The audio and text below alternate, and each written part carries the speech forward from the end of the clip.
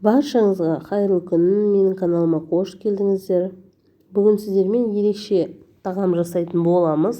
Орама ханум, немесе кейбір жерлерде бұны еріншек мантысы деп айтып жатады. Сондықтан міндетті түрде менімен соңына дейін бірге болыңыздар. Ең әуелі бізге қажетті салқын су, 250 грамм бір дана жұмыртқа, бір шай қасық тұз қажет болады.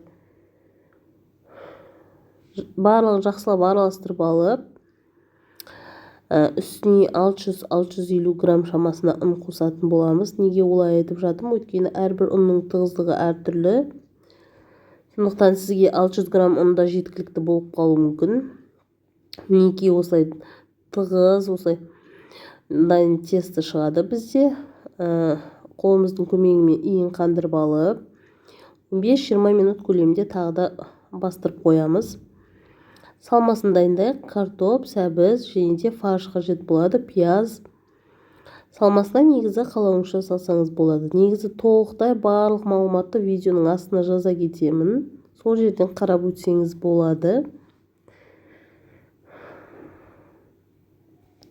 Мінекей осы ұсақтап, көбіктеп турап шығамыз. Барлығын рет-ретімен.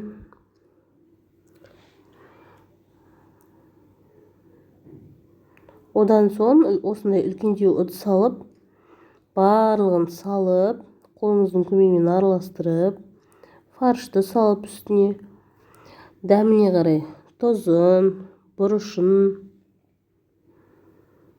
және де сұйық май қосып, сұйық майдың орнына негізі жаңағы сиыр етінің өзінің майы болады, соны қоссаңыз вообще негізі дәмі күшті болады. Ондай болмаса, осылай сұйық май қоса берсеңіз болады.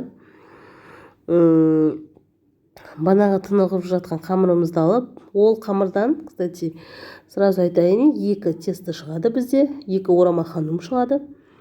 Сондықтан алдын ала бөліп алыңыздар тестіңізді, салмасын. Осылай илеп, үлкендеу қылып, нан илегендей қылып илеп шығасыз. Астың нанын илегендей қылып.